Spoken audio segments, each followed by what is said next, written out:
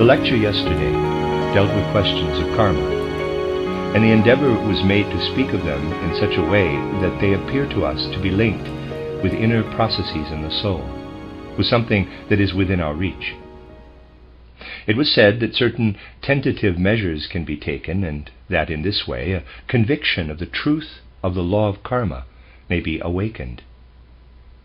If such questions are introduced again and again into our studies, this is because it is necessary to realize with increasing clarity how anthroposophy, in the genuine sense of the word, is related to life itself and to the whole of human evolution.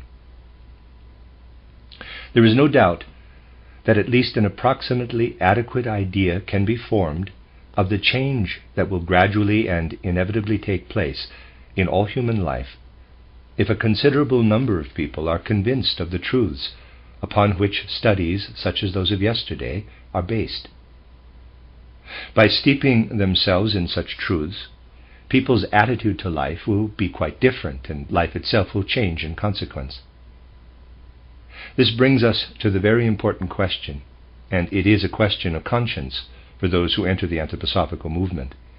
What is it in reality that makes a person of the modern age into an anthroposophist? Misunderstanding may really arise when endeavors are made to answer this question. For even today, many people, including those who belong to us, still confuse the anthroposophical movement with some form of external organization. There is nothing to be said against an external organization, which from a certain point of view must exist in order to make it possible for anthroposophy to be cultivated on the physical plane. But it is important to realize that all human beings whose interest in questions of the spiritual life is earnest and sincere, and who wish to deepen their worldview in accordance with the principles of this spiritual movement, can belong to such an organization. From this, it is obvious that no dogmatic, positive declaration of belief can be demanded from those who attach themselves to such an organization. But it is a different matter to speak quite precisely of what makes someone of the present age into an anthroposophist. The conviction that a spiritual world must be taken into account is, of course, the starting point of anthroposophical conviction. And this must always be stressed when anthroposophy is introduced to the public and reference made to its tasks, aims, and present mission in life. But in anthroposophical circles themselves, it must be realized that what makes the anthroposophist is something much more definite, much more decisive than the mere conviction of the existence of a spiritual world. After all, this conviction has always been held in circles that were not utterly materialistic. What constitutes a modern anthroposophist, and, fundamentally speaking, was not contained in the theosophy of Jakob Böhme, for example, or of earlier theosophists, is something toward which the efforts of our Western culture are strenuously directed. So much so, on the one side, that such efforts have become characteristic of the strivings of many human beings. But on the other side, there is the fact that what particularly characterizes the anthroposophist is still vehemently attacked by external culture and education, is still regarded as nonsense. We do, of course, learn many things through anthroposophy. We learn about the evolution of humanity, even about the evolution of our Earth and planetary system. All these things belong to the fundamentals required by one who desires to become an anthroposophist. But what is of particular importance for the modern anthroposophist is the gaining of conviction with regard to reincarnation and karma. The way in which people gain this conviction, how they succeed in spreading the thought of reincarnation and karma, it is this that from now onward will essentially transform modern life, will create new forms of life, an entirely new social life, of the kind that is necessary if human culture is not to decline but rise to a higher level. Experiences in the life of soul, such as were described yesterday, are fundamentally speaking within the reach of every modern person. And if only we have sufficient energy and tenacity of purpose, we will certainly become inwardly convinced of the truth of reincarnation and karma. But the whole character of our present age is pitted against what must be the aim of true anthroposophy. Perhaps this fundamental character of our present age nowhere expresses itself so radically and typically as in the fact that considerable interest is shown in the central questions of religion, in the evolution of the world and of the human being, and even in karma and reincarnation. When such questions extend to the specific tenets of religions, concerning, let us say, the nature of the Buddha or of Christ, when such questions are discussed today, evidence of widespread interest will be apparent. But this interest fades the moment we speak in concrete detail about how anthroposophy must penetrate into every domain of external life. That interest dwindles is, after all, very understandable. People have their places in external life. They hold various positions in the world. With all its organizations and institutions, the modern world appears not unlike a vast emporium, with the individual human being working in it as a wheel, or something of the kind. This, indeed, is what we feel ourselves to be, with our labor, our anxieties, our occupation from morning till evening. And we know nothing beyond the fact that we are obliged to fit into this outer world order. Side by side with these conditions, then, arises the question that must exercise every soul who is able to look even a little beyond what everyday life offers. It is the question of the soul's destiny, of the beginning and end of the soul's life, its connection with divine spiritual beings and powers holding sway in the universe. And between what everyday life with its cares and anxieties brings to human beings and what we receive in the domain of anthroposophy yawns a deep abyss. It may be said that for most people of the present age, there is almost no harmony between their convictions and what they do and think in their outer everyday life. If some concrete question is raised in public and dealt with in the light of spiritual science or anthroposophy, it will at once be evident that the interest which was still there in the case of general questions of religion and the like no longer exists when it comes to matters of a really concrete kind. It cannot, of course, be expected that anthroposophy will at once make its way into life, that everyone will immediately bring it to expression in whatever they are doing. But the world must be made to realize that it is the mission of spiritual science to introduce into life, to incorporate in life, everything that will emanate from a soul who has become convinced of the truth of the ideas of reincarnation and karma.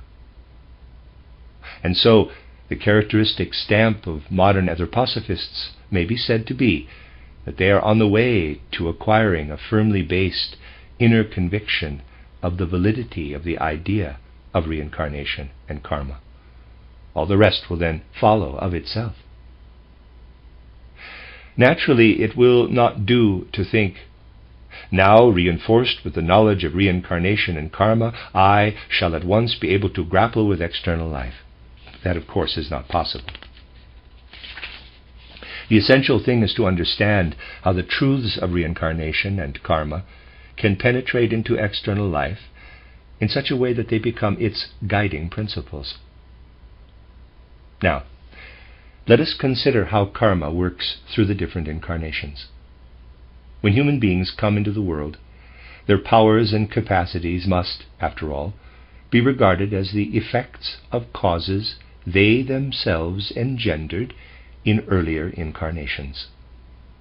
If this idea is led to its consistent conclusion, all human beings must be treated as if they were a kind of enigma, as beings hovering in the dark foundations of their earlier incarnations.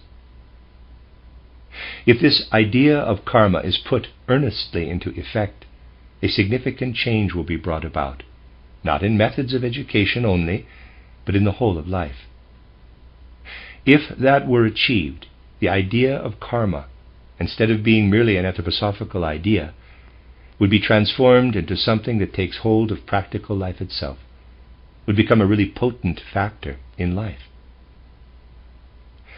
But all external life, as it presents itself today, is the picture of a social condition which in its development has excluded, has indeed refuted, the idea of reincarnation and karma.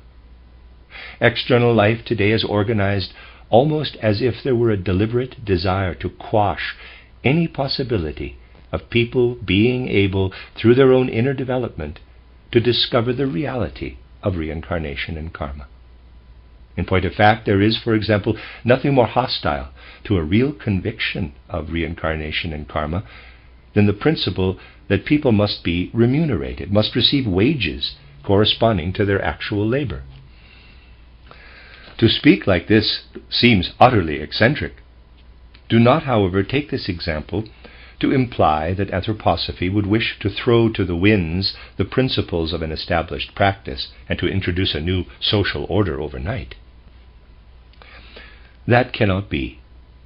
But people must become alive to the thought that no fundamental conviction of reincarnation can ever flourish in a world order in which it is held that there must be a direct correspondence between wages and labor, in which people are obliged, through the labor they perform, to obtain the necessities of life.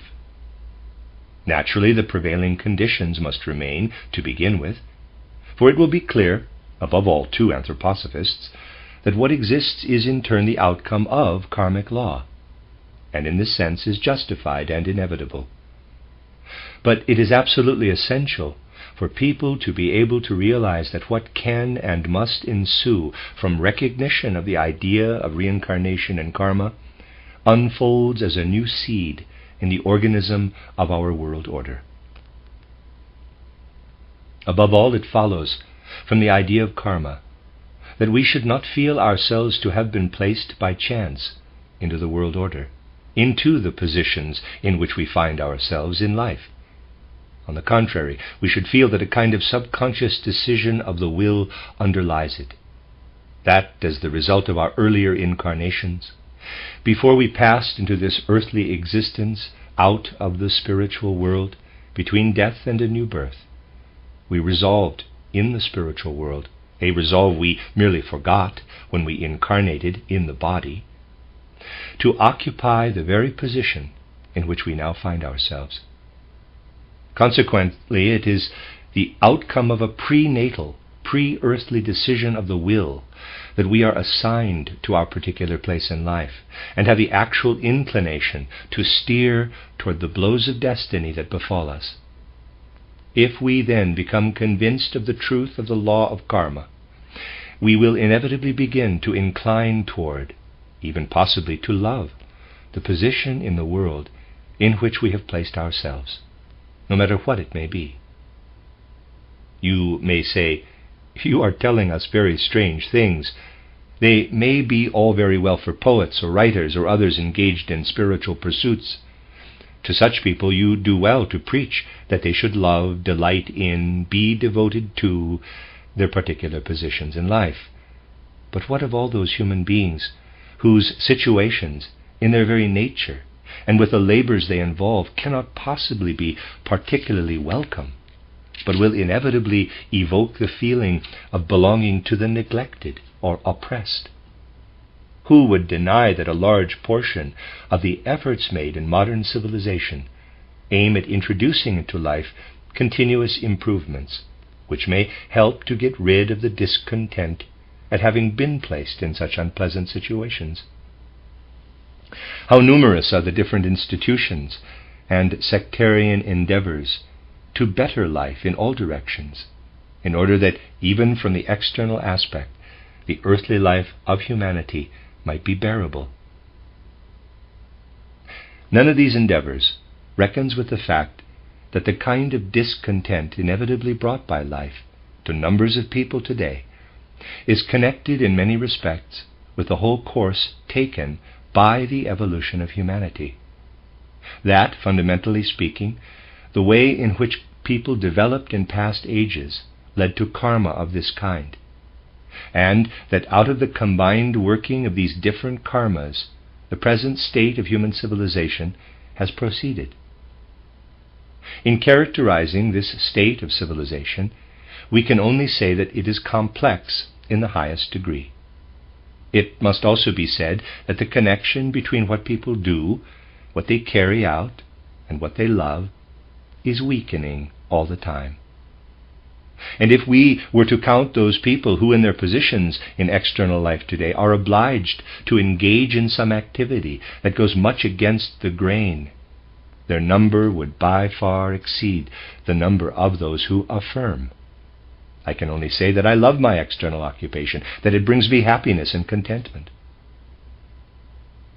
Only recently, I heard of a strange statement made by someone to a friend. He said, quote, "When I look back over my life and all its details, I confess that if I had to live through it again from childhood to the present moment, I should do exactly the same things I have done up to now." Close quote. The friend replied, quote, "Then you are one of those most rarely to be found at the present time." Close quote. The friend was probably right, as far as most people of the modern age are concerned. Not many of our contemporaries would assert that, if it depended on them, they would, without hesitation, begin life all over again, together with everything it has brought in the way of happiness, sorrow, blows of fate, obstacles, and would be quite content if everything were exactly the same again. It cannot be said that the fact just mentioned, namely that there are so few people nowadays who would be willing to recapitulate the karma of their present life together with all its details, it cannot be said that this is unconnected with what the prevailing cultural state of humanity has brought in its train. Our life has become more complex, but it has been made so by the different karmas of the personalities living on the earth today. Of that there can be no doubt at all. Nor will those who have the slightest insight into the course taken by human evolution be able to speak of any possibility of a less complicated life in the future. On the contrary, the complexity of external life will steadily increase. And however many activities are taken over from human beings in the future by machines, there can be very few lives of happiness in this present incarnation, unless conditions quite different from those now prevailing are brought about. And these different conditions must be the result of the human soul being convinced of the truth of reincarnation and karma. From this it will be realized that something quite different must run parallel with the complexity of external civilization. What is it that will be necessary to ensure that people become more and more deeply permeated with the truth of reincarnation and karma? What will be necessary in order that the concept of reincarnation and karma may comparatively soon instill itself into our education, take hold of human beings even in childhood, in the way that children now are convinced of the truth of the Copernican theory of the universe? What was it that enabled the Copernican theory of the universe to lay hold of people's minds? This Copernican world system had a peculiar destiny. I am not trying to speak about the theory itself. I'm not going to speak about the theory itself, but only about its entry into the world. Remember that this world system was thought out by a Christian dignitary, and that Copernicus's own conception of it was such that he felt it permissible to dedicate to the Pope the work in which he elaborated his hypothesis. He believed that his conclusions were entirely in keeping with Christianity. Footnote: Nicholas Copernicus, 1473 to 1543, became a church dignitary in Frauenburg. His celebrated astronomical work, titled, I'll give it a try, De Revolutionibus Orbium Celestium, had been dedicated to Pope Paul III, but was not printed until 1543 in Nuremberg. although protected to begin with by the dedication to the Pope. In 1615 it was put on the index of books forbidden to Catholics, remaining there until 1822, when the ban was officially lifted by the Vatican on works dealing with the Earth's motion and the fixed position of the Sun. End of footnote. Was any proof of the truth of Copernicanism available at that time? Could anyone have demonstrated the truth of its conclusions? Nobody could have done so. Yet think of the rapidity with which it made its way into humanity. Since when has proof been available? To the extent to which it is correct, only since the 50s of the 19th century, only since Foucault's experiment with the pendulum. Footnote: in 1851, at the Pantheon in Paris, Léon Foucault demonstrated the diurnal motion of the Earth by the rotation of the plane of oscillation of a freely suspended, long and heavy pendulum, and again the following year by means of his invention of the gyroscope. End of footnote. Before then there was no proof that the Earth rotates. It is nonsense to state that Copernicus was able to prove what he had presented and investigated as an hypothesis. This also holds good of the statement that the Earth rotates on its axis. Only since it was discovered that a swinging pendulum has the tendency to maintain the plane of its oscillation, even in opposition to the rotation of the Earth, and that if a long pendulum is allowed to swing, then the direction of oscillation rotates in relation to the Earth's surface, could the conclusion be drawn: it is the Earth beneath the pendulum that must have rotated. This experiment, which afforded the first actual proof that the Earth moves, was not made until the 19th century. Earlier than that, there was no wholly satisfactory possibility of regarding Copernicanism as being anything more than an hypothesis. Nevertheless, its effect upon the human mind in the modern age was so great that until the year 1822 his book was on the index, in spite of the fact that Copernicus had believed it permissible to dedicate it to the Pope. Not until the year 1822 was the book on which Copernicanism was based removed from the index. Before, therefore, any real proof of its correctness was available. The power of the impulse with which the Copernican theory of the universe instilled itself into the human mind finally compelled the Church to recognize it as non-heretical. I have always considered it deeply symptomatic that this knowledge of the Earth's motion was first imparted to me as a boy at school, not by an ordinary teacher, but by a priest. Footnote: this was Franz Maraz, the priest at Neudorf, near Wiener Neustadt. Maraz was an Hungarian, later canon at Oldenburg, and held high offices. In his autobiography titled The Course of My Life, Rudolf Steiner says of him, quote, "The image of this man was deeply engraved in my soul, and throughout my life he has come again and again into my memory." Close quote. End of footnote. Who can possibly doubt that Copernicanism has taken firm root even in the minds of children? I am not speaking now of its truths and its errors. If culture is not to fall into decline, the truths of reincarnation and karma must take equally firm root. But the time that humanity has at its disposal for this is not as long as it was in the case of Copernicanism. And it is incumbent upon those who call themselves anthroposophists today to play their part in ensuring that the truths of reincarnation and karma shall flow even into the minds of the young. This, of course, does not mean that anthroposophists who have children should inculcate this into them as a dogma. Insight is what is needed.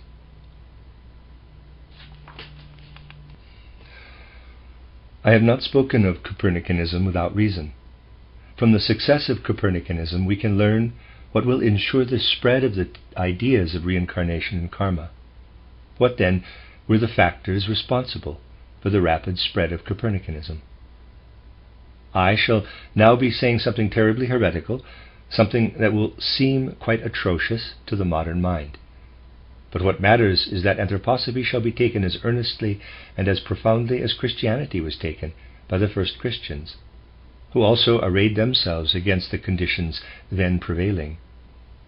If anthroposophy is not taken with equal seriousness by those who profess to be its adherents, it cannot achieve for humanity what must be achieved. I have now to say something quite atrocious, and it is this. Copernicanism, what we learn today as the Copernican theory of the universe, the great merits of which, and therewith its significance as a cultural factor of the very first order, are truly not disputed, this theory was able to take root in the human soul because to be a believer in this world system, it is possible to be a superficial thinker. Superficiality and externality contribute to a more rapid conviction of Copernicanism. This is not to minimize its significance for humanity, but it can truly be said that people need not be very profound, need not deepen themselves inwardly before accepting Copernicanism. They must far rather externalize their thinking.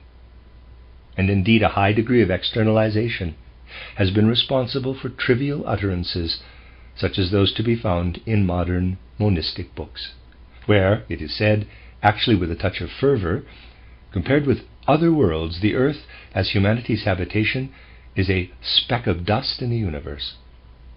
This is a futile statement, for the simple reason that this speck of dust, with all that belongs to it, is a vital concern of human beings in terrestrial existence, and the other worlds in the universe with which the earth is compared are of less importance to us.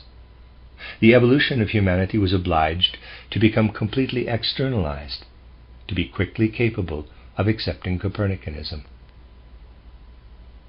But what must people do in order to assimilate the teaching of reincarnation and karma? This teaching must meet with far more rapid success if humanity is not to fall into decline.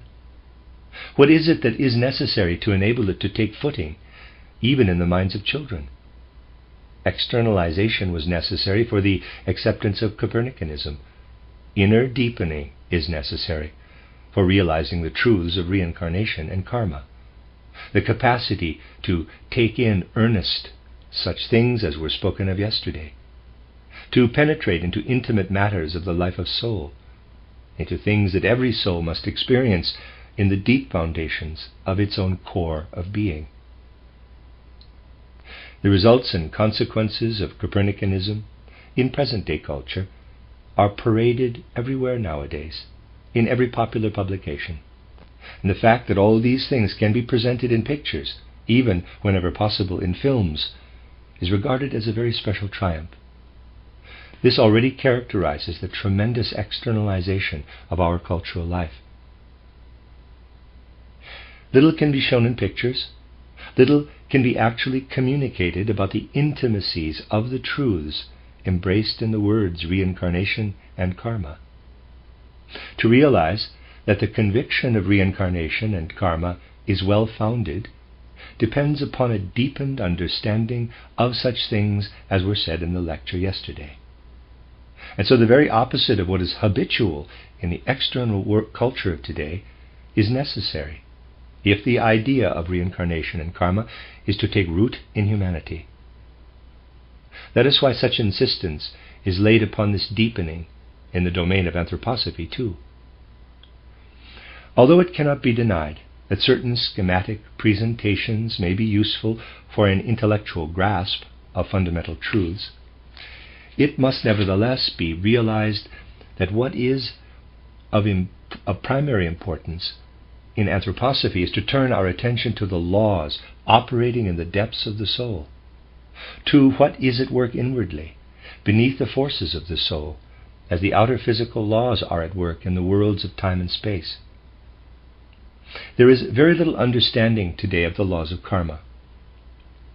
Is there anyone who, as an enlightened person in the sense of modern culture, would not maintain that humanity has outgrown the stage of childhood, the stage of faith, and has reached the stage of adulthood, where knowledge can take the place of faith? Such utterances are to be heard perpetually, and give rise to a great deal that deludes people in the outside world, but should never delude anthroposophists. utterances to the effect that faith must be replaced by knowledge. But none of these tirades on the subject of faith and knowledge take into consideration what may be called karmic relationships in life. One who is capable of spiritual scientific investigation and observes particularly pious, devotional natures among people of the present time will ask, why is this or that person so pious, so devout? Why is there in these people the fervor of faith, the enthusiasm, a veritable genius for religious devoutness, for directing their thoughts to the supersensible world? If the investigator asks these questions, he or she will find a remarkable answer to them. If in the case of these devout people in whom faith did not perhaps become an important factor in their lives until a comparatively advanced age, we go back to earlier incarnations. The strange fact is discovered that in preceding incarnations, these individualities were people of learning, people of knowledge. The scholarship, the element of intelligence in their earlier incarnations, has been transformed in the present incarnation into the element of faith. There we have one of those strange facts of karma. Forgive me if I now say something that nobody sitting here will take amiss, but would shock many in the outside world who swear by and are willing to accept only what is presented by the senses and the intellect that is dependent on the brain. In people who, because of strongly materialistic tendencies, no longer desire to have faith but knowledge only, we find, and this is a very enigmatic fact, dull-wittedness, obtuseness in the preceding incarnation. Genuine investigation of the different incarnations, therefore, yields this strange result, that ardently devout natures, people who are not fanatic but inwardly steadfast in their devotion to the higher worlds, developed the quality of faith they now possess on the foundation of knowledge gained in earlier incarnations, whereas knowledge founded on materialism is the outcome of obtuseness to views of the world in earlier incarnations. Think how the whole conception of life changes if the gaze is widened from the immediate present to what the human individuality experiences through the different incarnations. Many a quality upon which people pride themselves in the present incarnation assumes a strange aspect when considered in the setting of how it was acquired in the preceding incarnation. Viewed in the light of reincarnation, many things will seem less incredible. We need think only of how, with these inner forces of soul, a person develops in one incarnation. We need observe only the power of faith in the soul, the power of soul that may inhere in faith and belief in something that as supersensible reality transcends the phenomena of ordinary sense perception. A materialistic monist may strongly oppose this, insisting that knowledge alone is valid, that faith has no sure foundation. But against this there is another fact, namely that the power of faith in the soul has a life-giving effect upon the astral body, whereas absence of faith, skepticism, parches and dries it up. Faith works upon the astral body as nourishment works upon the physical body. And is it not important to realize what faith does for human beings, for their well-being, for their healthiness of soul? And because this is also the determining factor for physical health, for their body too? Is it not strange that on the one side there should be the desire to abolish faith, while on the other side someone who is incapable of faith is bound to have a barren, withered astral body? Even by observing the one life only, this can be recognized. It is not necessary to survey a series of incarnations, for it can be recognized in the one. We can therefore say, lack of faith, skepticism, dries up our astral body. If we lack faith, we impoverish ourselves, and in the following incarnation, our individuality is drained dry. Lack of faith makes us obtuse in the next incarnation, incapable of acquiring knowledge. To contrast knowledge with faith is the outcome of worldly jejune logic. For those who have insight into these things, all the palaver about faith and knowledge has about as much sense as there would be in a discussion where one speaker declares that up to now human progress has depended more upon men, while the other maintains that women have played the more important part. In the stage of childhood, therefore, the one sex is held to be more important, but at the present stage the other. For those who are cognizant of the spiritual facts, it is clear that faith and knowledge are related to each other as the two sexes are related in outer physical life. This must be borne in mind as a trenchant and significant fact, and then we shall be able to see the matter in its true light. The parallelism goes so far that it may be said, just as the sex usually alternates in the successive incarnations, so, as a rule, an incarnation with a more intellectual trend follows one more inclined toward faith, then again toward intellectuality, and so forth.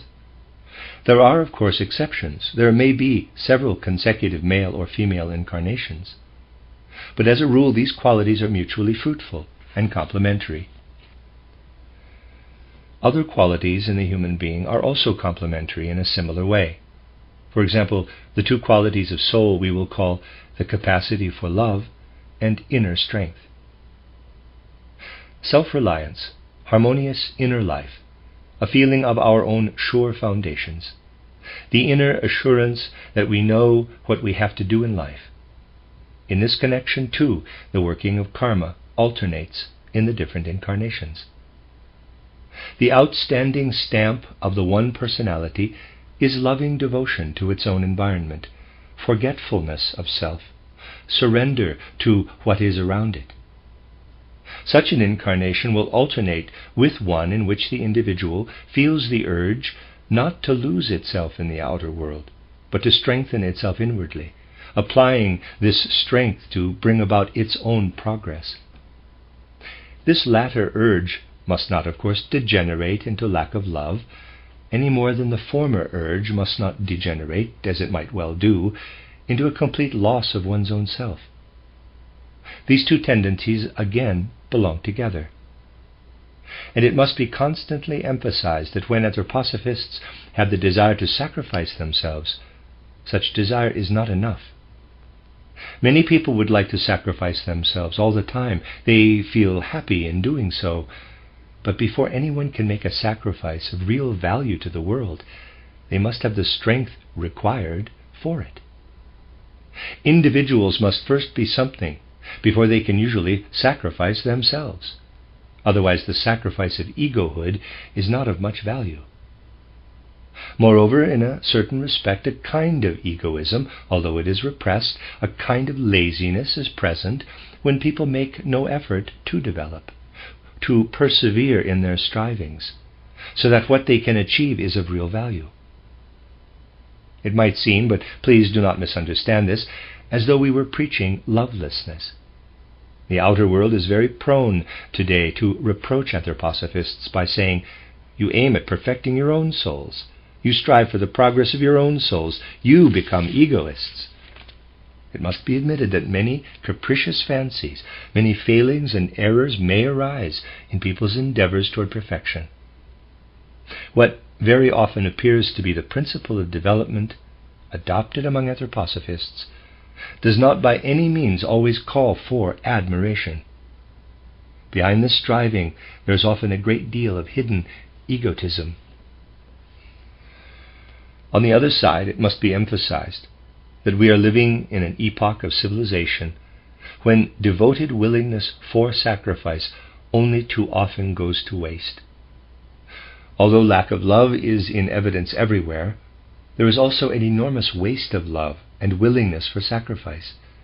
This must not be misunderstood, but it should be realized that love, if it is not accompanied by wisdom in the conduct of life, by wise insight into the existing conditions, can be very misplaced and therefore harmful rather than beneficial. We are living in the age when it is necessary for something that can help the soul to progress, again something that anthroposophy can bring, to penetrate into the souls of a large number of human beings, inwardly enriching and fertilizing them. For the sake of the next incarnation, and also for the sake of their activity between death and a new birth, people must be capable of performing deeds that are not based merely upon old customs, but are, in essence, new. These things must be regarded with great earnestness, for it must be established that anthroposophy has a mission, that it is like a seed of culture that must grow and come to flower in the future. But it can best be seen how this is fulfilled in life if we bear in mind karmic connections such as those between faith and reason, love and self-reliance. A person who, in accordance with the view prevailing nowadays, is convinced that after having passed through the gate of death, the only prospect is that of an extraterrestrial eternity somewhere beyond this world, will never be able truly to assess the soul's progress. For that person will say, if indeed there is such a thing as progress, you cannot achieve it, for your existence is only transitory.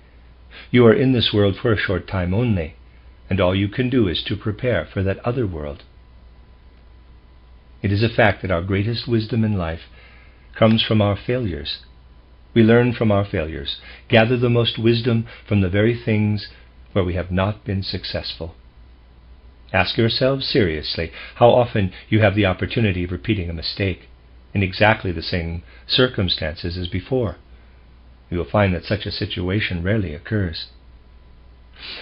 And would not life be utterly without purpose if the wisdom we can acquire from our mistakes were to be lost to earthly humanity?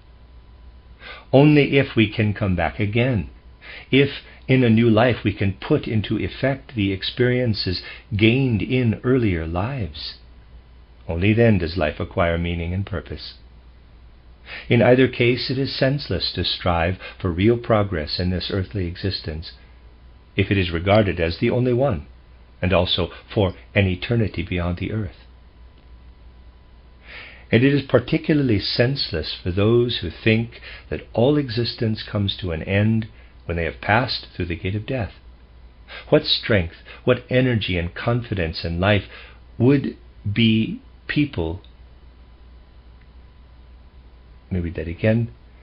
What strength, what energy and confidence in life would people gain if they knew that they can turn to account in a new life whatever forces are apparently lost to them? Modern culture is as it is because so very little was gathered for it in the previous incarnations of human beings.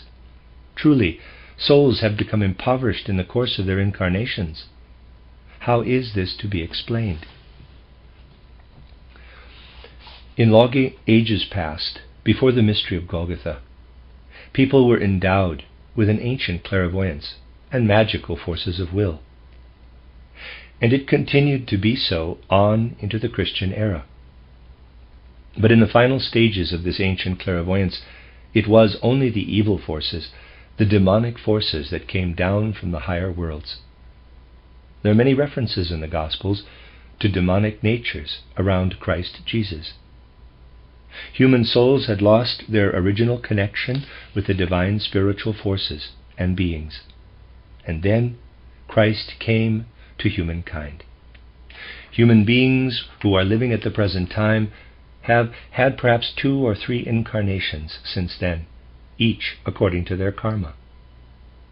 The influence exercised by Christianity until now could only have been what it is because human souls were feeble, drained of force. Christianity could not unfold its whole inner power because of the feebleness of human souls. The extent to which this was so can be gauged if a different wave in human civilization is considered, the wave which in the East led to Buddhism. Buddhism has the conviction of the truth of reincarnation and karma, but in such a form that it regards the purpose and task of progress and evolution to consist in leading human beings away from life as quickly as possible. In the East, a wave was astir, in which there was no urge for existence. So we see how everything that should inspire people with determination to fulfill the mission of the earth has fallen away from those who belong to the wave of culture that is the bearer of Buddhism. And if Buddhism were to spread widely in the West, this would be a proof that souls of the feeblest type are very numerous, for it is these souls who would become Buddhists. Wherever Buddhism in some form might appear in the West, this would be proof that the souls in question want to evade the mission of the earth, to escape from it as quickly as they can, being incapable of tackling it.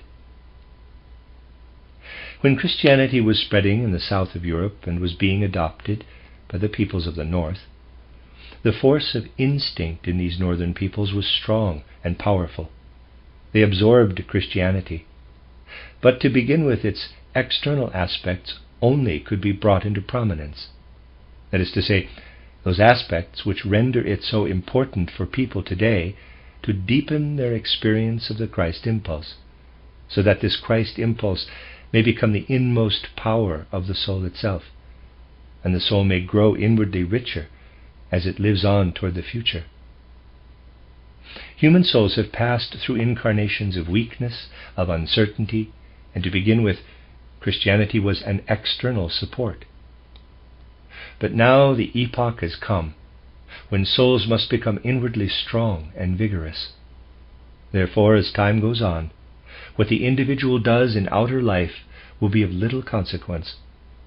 What will be essential is that the soul shall find its own footing, shall deepen itself, acquire insight into how the inner reality can be inculcated into the outer life, how the earth's mission can be permeated through and through with the consciousness, the strong inner realization, born from conviction of the truths of reincarnation and karma.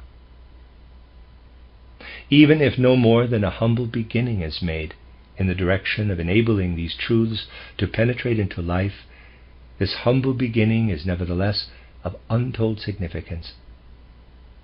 The more we learn to judge people according to their inner faculties, to deepen life inwardly, the more we help to bring about what must be the basic character of a future humanity.